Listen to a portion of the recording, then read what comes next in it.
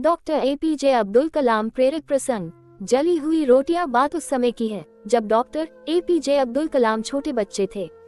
एक रात वे अपने माता पिता के साथ भोजन कर रहे थे। भोजन करते हुए उनकी दृष्टि अपने पिता की प्लेट पर गई। उन्होंने देखा कि उनकी मां ने उन्हें जो रोटियां परोसी हैं वे जली हुई हैं, लेकिन वे बिना कुछ कहे शांति से उन जली हुई रोटियों को खा रहे हैं। जब उनकी मां ने जली हुई रोटियों के लिए उनके पिता से क्षमा मांगी तो वे हंसते हुए बोले, कोई बात नहीं, मुझे तो जली हुई रोटियां पसंद है। यह सुनकर डॉक्टर एपीजे अब्दुल कलाम आश्चर्य में पड़ गए। बाद में उन्होंने अपने पिता से पूछा कि क्या वाकई उन्हें जली हुई रोटियां पसंद है, तो उनके पिता ने उत्तर दिया, एक जली हुई रोटी किसी का कुछ नहीं बिगाड़ सकती, लेकिन जले हुए शब्द बहुत कुछ बिगाड़ सकते हैं। दोस्तों, शब्दों में अद्भुत शक्ति होती है। इस शक्ति का उपयोग हमें संभल कर करना चाहिए। हमारे द्वारा कहे गए गलत शब्द किसी को आहत कर सकते हैं और संबंधों में दरार डाल सकते हैं। इसलिए जहां तक संभव हो छोटी छोटी गलतियों को नजरअंदाज कर देना चाहिए और जहां आवश्यक हो वहां अपनी बात प्रेम पूर्वक रीति से ही समझाना चाहिए।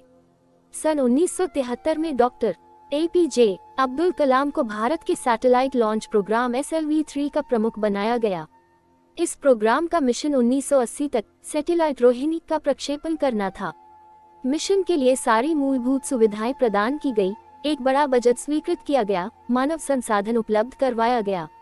डॉक्टर एपीजे अब्दुल कलाम अपनी टीम के साथ लक्ष्य प्राप्ति में जुट गए।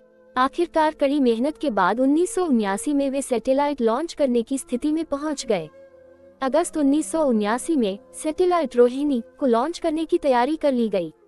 प्रोजेक्ट प्रमुख होने के कारण जब doctor APJ Abdul Kalam control room में बटन दबाकर सैटेलाइट लॉन्च करने के लिए आगे बढ़े, तब कंप्यूटर ने लॉन्च के लिए आवश्यक समस्त चीजों को चेक करने के बाद इंस्ट्रक्शन दिया कि प्रोजेक्ट में कुछ कमियां हैं जिन्हें सही करना आवश्यक है। जब डॉक्टर एपीजे अब्दुल कलाम ने अन्य एक्सपर्ट से सलाह की तो सबने उन्हें यकीन दिलाया कि सब कुछ सही है और कंप्यूटर के निर्देश के बाद भी डॉक्टर एपीजे अब्दुल कलाम ने सैटेलाइट रोहिणी लॉन्च कर दी।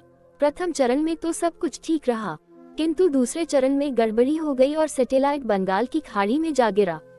इस असफलता पर डॉक्टर एपीजे अब्दुल कलाम दुखी थे। आखिर कंप्यूटर के निर्देश को बाईपास कर देना उनकी गलती थी, लेकिन Indian space research organisation ISRO के चेयरमैन प्रोफेसर सतीश धवन ने प्रेस कॉन्फ्रेंस बुलवाई और प्रोजेक्ट की असफलता की सारी जिम्मेदारी स्वयं के कंधों पर ले ली।